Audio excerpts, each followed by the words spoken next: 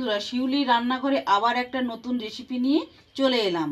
আজকে আমি পটলের ভর্তা দুই রকমভাবে বানিয়ে আপনাদের সাথে শেয়ার করব। আমি এখানে দু রকমভাবে পটল কেটে নিয়েছি। এটা ভাপে সেদ্ধ করে ভর্তা করব, এটা ভেজে ভর্তা বানাবো। প্রথমে ভাপে দিয়ে দেব, এগুলো সেদ্ধ করে নেব। কড়াইতে দিয়ে দিলাম।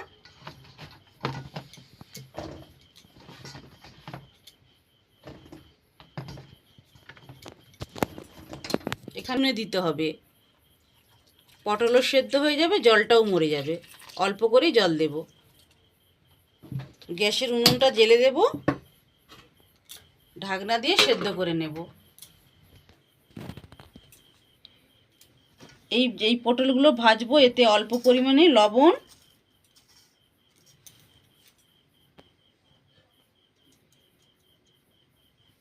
হলুদ গুঁড়ো দিয়ে ভালো করে মাখিয়ে নেব।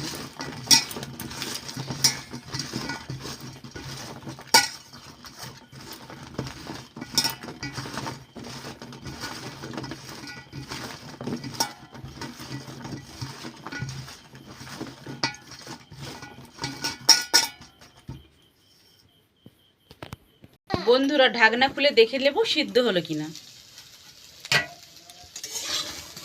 দেখুন বন্ধুরা, সেদ্ধও হয়ে গিয়েছে, জলটাও মরে গিয়েছে। এইবার নামিয়ে নেব, ঠান্ডা করে শিলনোড়াতে বেটে নেব। কড়াইয়ে তেল দিয়ে দিলাম। বন্ধুরা, এখানে সরষের তেল দিয়েই ভর্তাটা বানাতে হবে, সাদা তেল দিয়ে বানানো যাবে না।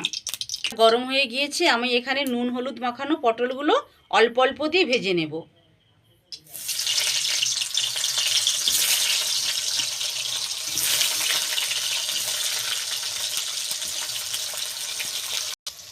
এইভাবে আমি সব পটলগুলো ভাজা করে নিলাম।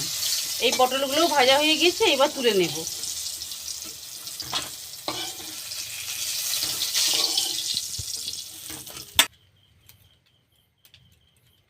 এই তেলেতেই দুটো শুকনো লঙ্কা, 6-7টা রসুন ভেজে নেব। ভাজা হয়ে গিয়েছে, তুলে নেব। রসুনটা আরেকটু ভেজে নেব। রসুনটাও ভাজা হয়ে গিয়েছে, এবার তুলে নেব।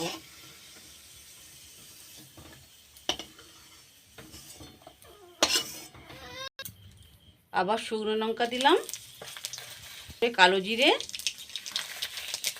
গ্রেট করে রাখা রসুন,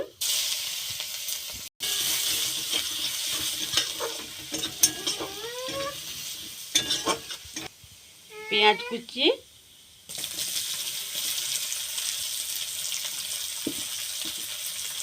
হলুদ গুঁড়ো, লঙ্কার গুঁড়ো।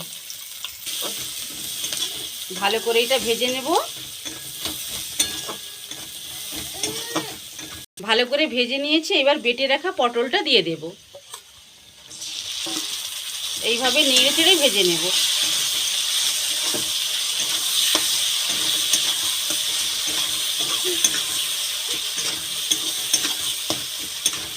পরিমাণ মতো লবণ দিয়ে দিলাম।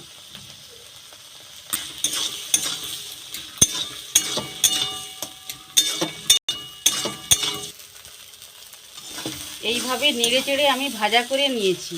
দেখুন বন্ধুরা, কড়ার মধ্যে আর এতটুকুনও লেগে যাচ্ছে না, তার মানে এটা ভাজা হয়ে গিয়েছে। এবার উপর থেকে সামান্য সরষের তেল ছড়িয়ে দেব।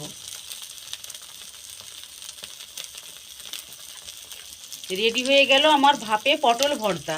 এবার নামিয়ে নেব। এইবার যেই পটলগুলো ভেজে রেখেছিলাম সেইগুলো মাখাবো। লঙ্কাগুলো ভেজে রেখেছিলাম সেগুলো মাখিয়ে নেব। রসুন কোয়াগুলো এইভাবে মাখিয়ে নেব।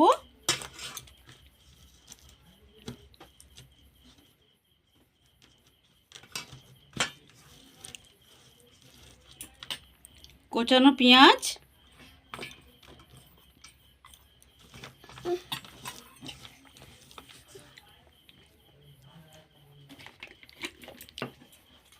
সরষের তেল,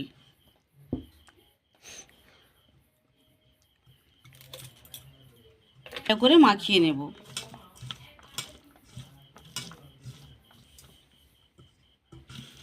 পটলগুলো হাতে করে এইভাবে ভেঙে ভেঙে দেব।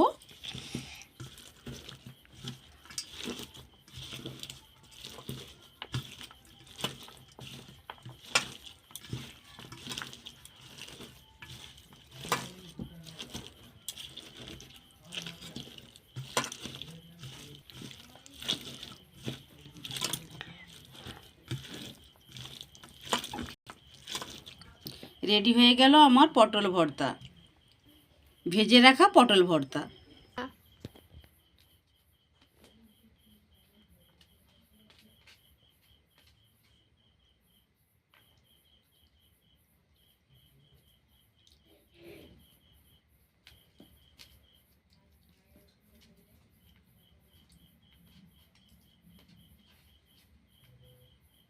খুব সুন্দর ইয়ামি হয়েছে। এই রেসিপিটা যদি আপনাদের ভালো লেগে থাকে তাহলে কমেন্ট করে জানাবেন এবং সাবস্ক্রাইব করে আমার পাশে থাকবেন। নমস্কার।